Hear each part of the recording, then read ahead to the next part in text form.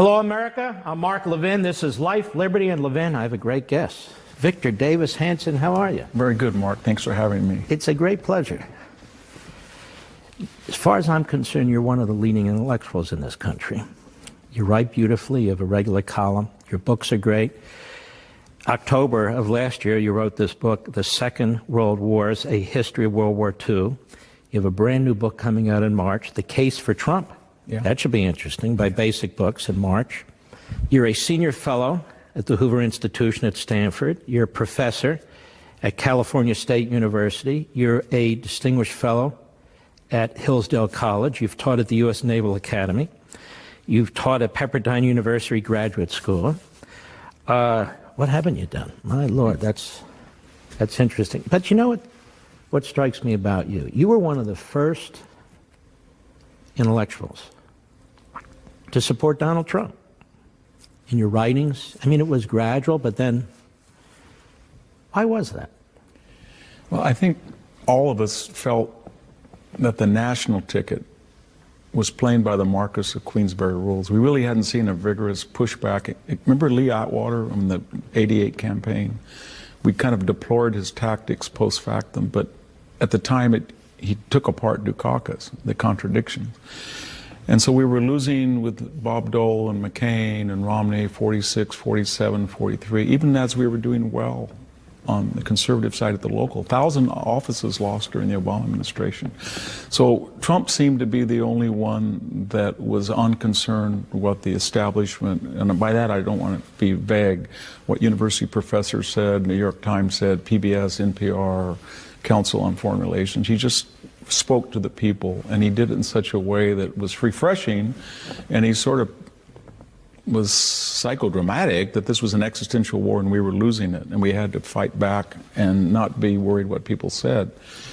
And then the other thing was really strange about him, Mark, was he didn't buy into the new demography. It may be true, but he said, you know, you can win by losing California and New York and Illinois, because there are 6 to 8 million people, Wisconsin, North Carolina, Michigan, Ohio, Pennsylvania, that either didn't vote Republican or they didn't vote at all. And I can win them back with a nationalist, strong jobs, I like the deplorable message. And people thought that was crazy. And so I thought he was just eccentric, and I was a little bit dangerous, I thought, but I thought that he was, at this point, that we're at a point of no return, and he was the anecdote. We're at a point of no return. You said existential threat. Yeah. What do you mean by that? Well, I mean, if we're the typical of conservative America, you and I, the 65 million that voted for Trump, we look around, it's like a synopticon. We've got the NFL, NBA, Silicon Valley, Apple, Google, Facebook. We've got Rockefeller. We've got the Brookings Institution. We have cable TV, not just MSNBC and CNN, but the major networks as well. We have NPR. We have PBS. We have the progressive cultural movement. Academia. Music. Academia is where I am. And we're surrounded, and we think that these institutions don't have as much clout as they do have, and then we get shocked every 4 years that the message just surrounds us, and we don't have a mechanism for breaking through to the American people and getting a message. And the irony is the message of free market capitalism, limited government, individual liberty is what they thrive for. In their daily lives, they sometimes vote against their interests, because this circular octopus, synopticon, whatever you want to call it, we don't get any, you and I, conservatives, traditionalists, we have safe spaces, if I could use their word, where we retreat to. For them, it's a 24/7 relentless entertainment, education, politics, media, and it's overwhelming. Do you think, the progressives, they wrote about this, that they basically needed to devour society, all these major institutions. Do you think they've largely succeeded? I do. I think if you, tomorrow, Mark Levin, go to Stanford and you give a lecture on global warming, I don't think you're going to be able to finish that lecture without being interrupted. I think if I go to Stanford or Harvard, Yale, and give a lecture on the value of assimilation, integration, and intermarriage with measured, legal, meritocratic, diverse immigration, I won't be able to finish that lecture. I think if I touch somebody in the shoulder and that person files a sexual harassment suit at me at a major corporation, I'm not going to be given due process. And that's besides the social chaos that we live in. I live in an area that's ground zero of illegal immigration, where the Norteños gang is fighting the M13 gang across the street. I'm talking about refined society. So I don't think due process, free speech, the right redress of grievances exist in major areas of American life: corporate, university, foundational life, media. So you're saying what you've already seen, and I agree with it, the fundamental transformation of America gradually.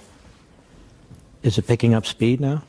I think it is. I don't want to be pessimistic in the sense that I really admire you, and I admire people at Fox News, I admire people, some in the Republican Party, really brave voices there are in academia that are saying, you know, I'm going to speak out regardless of the consequences.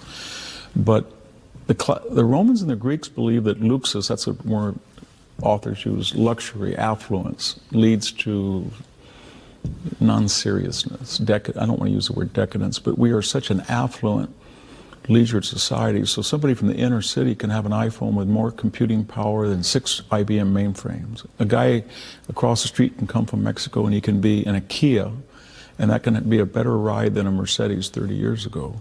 And I think that's great, but what we don't get with it is some collective gratitude or some sense of accomplishment. Instead, we get, that Kia is not as good as today's Lexus, and therefore the equality result didn't work for me. And that, I don't like the lack of gratitude or the trashing of the system or our ancestors that gave us all this system. And maybe it's the universities have created an arrogant and ignorant cadre of youth, but something's gone wrong. Isn't this the issue about freedom generally? Freedom is a tremendous thing. Yeah. But it also gives opportunity for very evil people to use freedom to destroy freedom. Yeah. And isn't that what the framers of the Constitution tried to prevent? They were worried about mobocracy. They were worried about autocracy. And so they create this republic. And there's a constant attack at the foundational principles of the republic. President wins the Electoral College. They want to get rid of the Electoral College. The progressives don't like the fact that the Senate is representative of the state, so they get rid of that, and you have direct election of the senators. They want to get rid of other aspects, separation of powers. They keep building up this fourth branch, this administrative branch of government with 2 million people and growing. That's what they do. It isn't that an attack on our foundational principles, liberty? Yeah, I think it is. I think they understand what the framers were up to. And their model is not a constitutional Rome that went through Europe through the Enlightenment with Montesquieu separated. It's radical Athenian democracy. On any given day, 51% of the population decide what the law is. There is no constitutional protection. You want to kill Socrates on Monday or murder the Melians on Tuesday, you can do it if you have 51%. So it's been steady. I mean, we went from property qualifications, moderate property, to direct election of senators, and there were some arguments for this. And then, as you say, now it's abolishing the Electoral College and enlarging the Supreme Court now, packing it, enlarging the House of Representatives, maybe 1,000 members. Why people in California say, why does Wyoming get 250,000 people get one senator and we 20 million get one? That's not fair. Let's turn the Senate into the House. But the long-term trajectory is government mandated or sanctioned equality of result. Because they got what they wanted with the civil rights, finally. We had true equality of opportunity.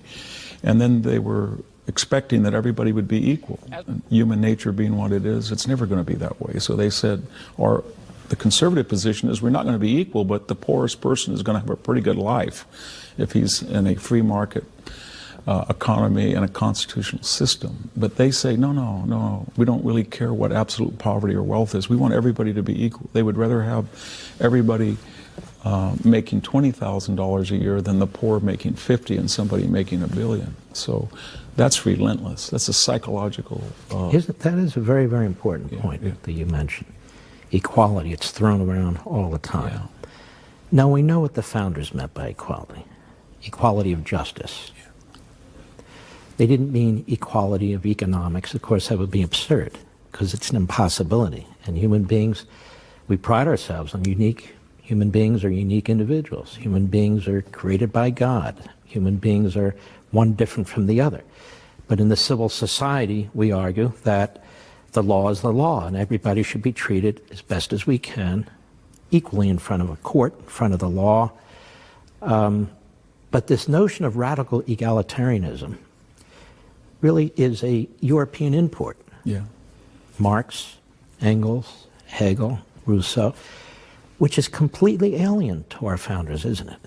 It is, and it has some precedence in the ancient world. Aristotle, who was a critic of this, said, once a man feels he's equal in one aspect, politics, he assumes he can be equal in every other aspect. Plato said the trajectory is that finally the donkeys and the dogs in Athens have to vote, meaning there will be a destruction of criterion. But you're right, it takes up speed in the Enlightenment in Europe, and it bifurcates. And we thought we were saved from it because the Anglo-Scottish tradition was more limited government, very deep skepticism of the cycles of the French Revolution. And the European continental model is a model that progressives choose. And they have a view that human nature is by nature, a Rousseauian view that we're born into chains, that the church, the community, the family, and it's the duty of government to take off those chains and let everybody be liberated, and then they'll naturally be happy, which is sort of our collective nightmare. But we're headed to a radical egalitarian society in aspects that transcend politics, almost every imaginable facet. And I just meant sports, culture, entertainment, movies. That's the message. And they advance this notion, tell me if I'm right or wrong, of populism. Yeah. When in fact it's authoritarianism. Yeah. People believe that they've democratized some program, some issue, some aspect of society, when in fact it's not democratized at all. In fact, it is decisions from on high. The intellectual elites, which they're not really intellectual elites, but they like to think they are intellectual elites. And who are these intellectual elites? Why are they elites? Because they're elected? Because they're members of unions? Because they're in the civil service? I've never understood who these intellectual elites are and why they're so elite. Well, they have a certain cachet. They think they went to a particular, they're branded like a cattle. They think that the Ivy League brand allows them certain entree or certain privileges. But you look at Silicon Valley, you have gatekeepers that decide what is hate speech or what is not. And they control the expressions of 7 billion people on the planet because they are better, morally better than we are. You turn on public TV and you get this, or cable TV, and you get this anguish about, these people, or the deplorables, the irredeemables, the clingers. I think there was they used the term East Germans. I've heard that said. I think John McCain called them wacko birds and those people. So there was a real contempt for people they feel that don't properly know how to use their freedom and their economic clout, and they do stupid stuff. They buy jet skis, they go snowmobiling, and they pollute the universe. And if you can just have this international global elite that have proper education, proper resumes, proper CVs, sober and judicious, they can all get around and they can say, you know what, we're doing it all for you. And of course, throughout history, we've seen these people, and they all have one thing in common, that they're all excused, or they're not subject to the ramifications of their own ideology. So, when we come back, I want to ask you about the ramifications, or your insight into this election that just occurred, and what you think of the result, and why you think we got the result that we did. Ladies and gentlemen, don't forget, almost every weeknight you can watch me on Levin TV by going to crtv.com/Mark, crtv.com/Mark, or call us at 844-LEVIN-TV, 844-LEVIN-TV. We'll be right back.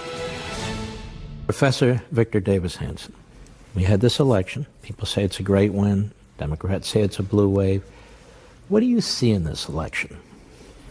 Well, I'd see it in a historical context, and that's not, I'm trying to be an optimist. Barack Obama lost 63 seats 6 senators and was reelected. Bill Clinton, I think, lost 52, 8 senators reelected. So zealots and partisans relax in a midterm, and people who were defeated get re-energized. That's common. But I think there were a couple of disturbing things, and that is the aftermath of the election. It just seems that every time there's a recount in Arizona and Florida or even Georgia, or especially where I am in California, 4 seats that were won and then lost. And it's kind of the opposite of what Napoleon said at Austerlitz. You know, he said at 11 o'clock I've lost Europe, at 3 o'clock I won it. Well, I thought on election day we'd won more. We'd only lost 26 or 7. Do we ever win seats that we were losing 5 days later? I can't think of many. No, I think maybe 20 years ago when older people were the absentee ballots, but now it's the SEIU, the mobilized people, and that Democrats are much better at it than Republicans, and that we thought we could learn. The other thing in these very close races where we lost some good people, we've got this missing 4 to 5. The so-called deplorable, the Trump-based parole voters, whatever, they were there. But now there's going to be a great discussion.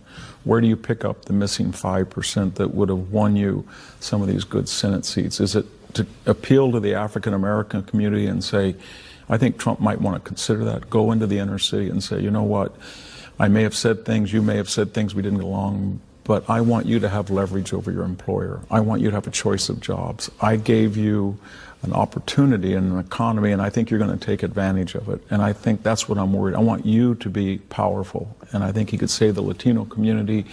When we close that border and make it legal and meritocratic, guess what? Your communities can have AP in the classes. They don't have to have bilingual education. Your kids are not going to be bullied by gang members from Central America. And you're going to be in such demand that your wages are going to climb as they went 3% this year. And then we have that other missing, I don't know, maybe you know better than I do, and that's the proverbial, I don't know who they are, but cable liberals keep talking about the suburban women that are turned off, and we've lost them.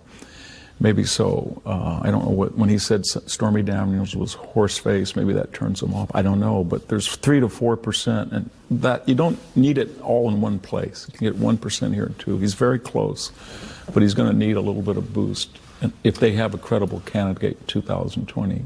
Isn't part of the problem, maybe it's in the suburbs, the way the media frame this debate? They don't even frame a debate. No, they don't frame a debate. Now, the last 6 months, the president's been called Hitler. His administration has been compared to the Third Reich. Yeah. He's been accused of creating internment camps for immigrants. Yeah. That would actually be FDR, but you know, who's counting?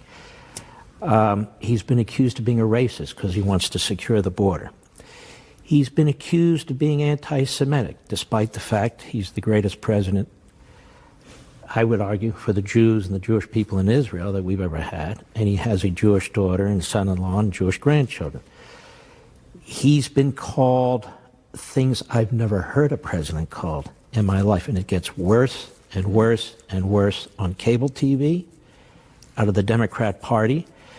Could it be that that has some impact on the 2-3%? I think it has a lot. When I was saying that he needs an extra 3 and 5, that's working within a system in which 93% of the press coverage the first 100 days was negative from NBC and MSNBC and CNN. So when he gets at the rallies and Trump says, look up there, fake news, I don't say he's demagoguing. I say to myself, wow, these impressive bylines told us that Anthony Scaramucci was involved with a Russian hedge fund when it was a lie, or Donald Trump Jr. knew of the WikiLeaks trove and not true, or that Donald Trump knew of this meeting, not true, or that James Comey was going to come into Congress and refute all of their private, not true.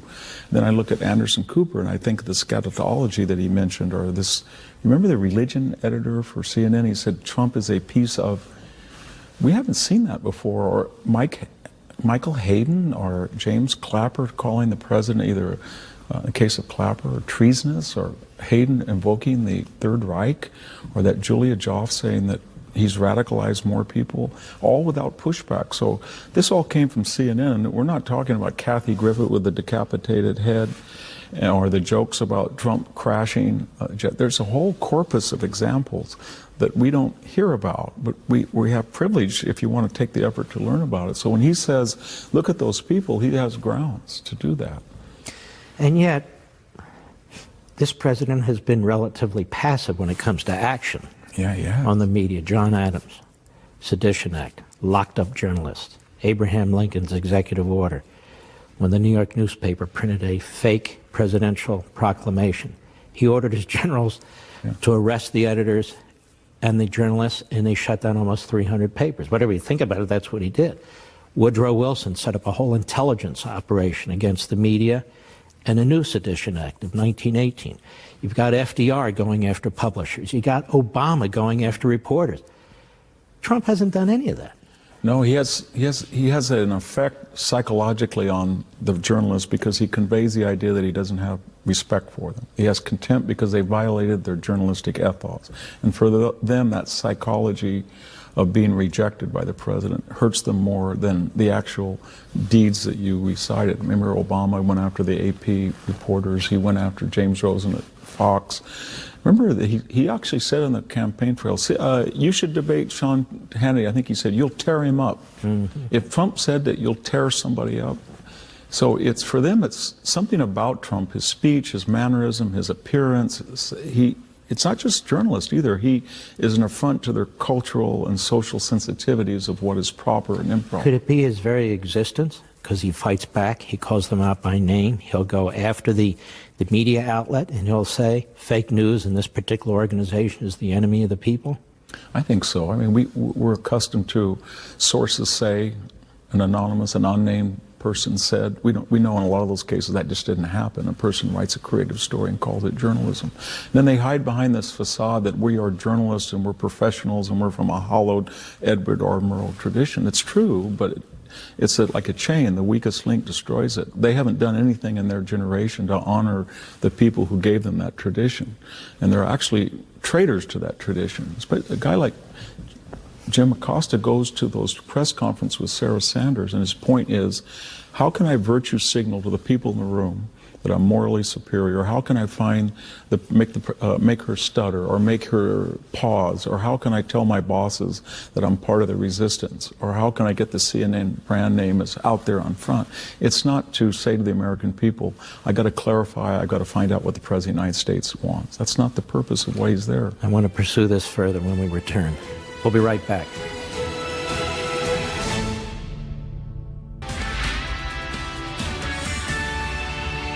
Live from America's News headquarters, I'm Lauren Green.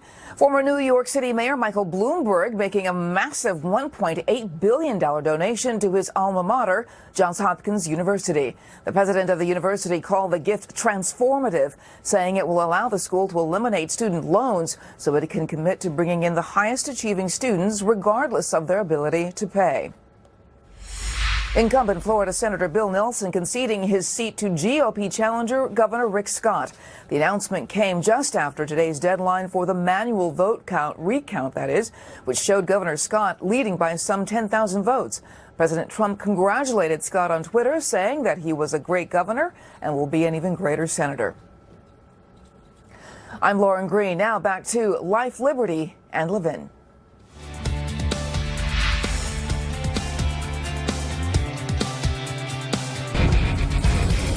CNN, Jim Acosta bring this lawsuit. They hired Ted Olson, who was a former Reagan official, his partner, Ted Boutros. These are Supreme Court litigators. I read the brief. I think it's preposterous. I mean, let's go through this a little bit. CNN has multiple reporters at the White House who have these hard passes. Jim Acosta can make a request every day to go in. He just doesn't have a hard pass where he can come in willy-nilly. Presidential press conferences started with Woodrow Wilson. Is there anything in the Constitution that compels a president to hold a presidential press conference, to call on somebody from CNN, to call on Jim Acosta? Is there anything that compels any of this? No, there's not. And Jim Acosta can't take his shoes off and walk around barefooted either, because there's protocols and norms of behavior in every endeavor.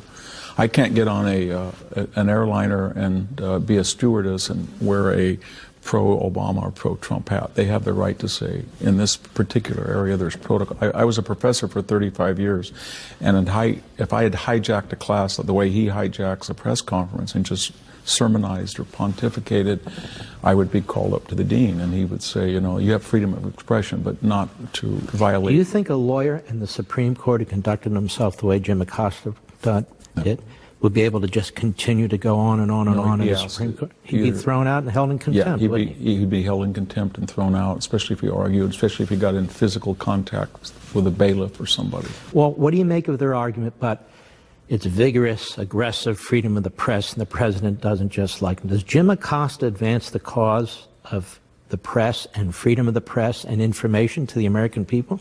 No, he doesn't. I mean, we all give lectures, so we go through this. Everybody who gives a lecture, a teacher, a public speaker, knows that there's 8 or 9 good questions. The purpose of the question is to elicit information, clarification of a point made, and there's always one person or two who pontificate, and they say, before I ask, and we always say, please ask the question, and they will not ask their question. They want to hector you, and then finally you say, will somebody please get him off the stage, or will somebody make him ask a question? And that's all it is. And he's dressed this up in the First Amendment, and that he's some kind of wounded fawn or a martyr to the cause of the resistance. And he's not. He's doing disservice to the colleagues around him, who he's monopolizing their time. He's destroying the decorum of the press conference. And the irony, of course, is there's been no president that's been more transparent than Donald Trump. You yell at him, you scream at him, he'll turn around. Really well-known journalist said to me once, I don't think I can vote for him. I said, why? He said, in front of a debate, I just walked up to him. There was no staff, there were no prep books, and I just walked and talked to him. And then I thought that was great. But he was saying there were no barriers, no substations between Trump and the public. And so Acosta got what he wanted. He got a very transparent, accessible president. And yet he's not acting like a journalist, and he knows it. And this is not just Jim Acosta. Remember, Jim Rutenberg, I think, from the New York Times, said this is an age in which we require partisanship. And I think Christian Amanpour said we can't be neutral. We can be truthful, but we cannot be neutral. There's a fellow by the name of Matthew Pressman, and he's a professor, and he's written a book that just came out, and the subtitle of his book is Liberal Values but Not Liberal Bias. And I read the book, and I'm unconvinced. I'm convinced what he said about the 60s and 70s, the media decided then it's not enough to just report objective fact, that you need to present it in an interpretive form with liberal values. That doesn't mean there isn't liberal, that doesn't mean there is liberal bias. And yet we see it all the time, don't we? Every survey, you just mentioned one, 93% negative on Trump. But it's not just Trump, they're negative on conservatives, they're negative on Republicans, and they bring some of the most preposterous members of Congress onto their programs. And they make those decisions too, right? I think it gets down to a fundamental philosophical idea that they feel that their noble ends, and I think that we agree those ends are sort of a radical egalitarianism, require any means necessary to achieve them, in a way that Republicans or conservatives, their means are more selfish, because liberty is not as an exalted virtue as equality. Sort of the French Revolution versus the American Revolution. And therefore they feel we can violate canons of behavior, we can scratch our nails on the Supreme Court door. What would they have done if they broke it into the door? Would they have swarmed the Kavanaugh family? We didn't think. They can stand up and disrupt, and this is all for a noble cause and therefore justified. And if a Republican did it, it would be for this, you didn't build that crowd, or now's not the time to profit people. And so it's been age-old, it's throughout Western civilization, but I'm worried. I think that we now have these force multipliers, social media, the internet, great wealth, and we're reaching a critical mass. I'll give you another example of the left. When it comes to the Second Amendment, they'll say things like, well, you know, the framers of the Second Amendment didn't know about semi-automatic weapons. They didn't know about sniper rifles. They didn't know about this. They didn't know about that. It's muskets. Therefore, we can regulate whatever we want. Okay, well, let's talk about the First Amendment. There was no TV, there was no radio, there was no cable, there were no satellite. And yet it's a preposterous argument, isn't it? And yet when it comes to the Second Amendment, it's an argument that they make. When it comes to the First Amendment, anything goes except what they disagree with, like conservative talk radio and Fox News, and they don't like necessarily bloggers on social media.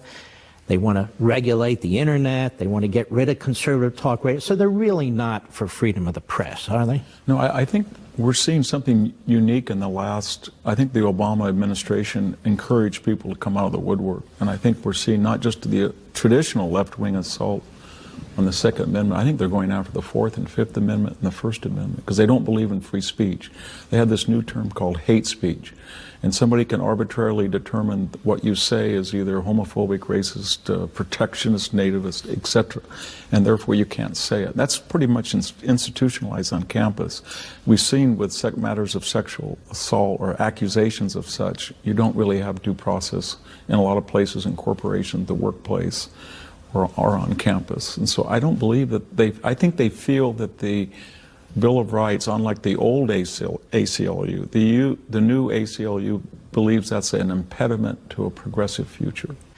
Ladies and gentlemen, don't forget, every week, you can see me most weeknights on Levin TV. Just go to crtv.com/Mark, crtv.com/Mark, or call 844-LEVIN-TV, 844-LEVIN-TV. We'd love to have you in our community over there. We'll be right back.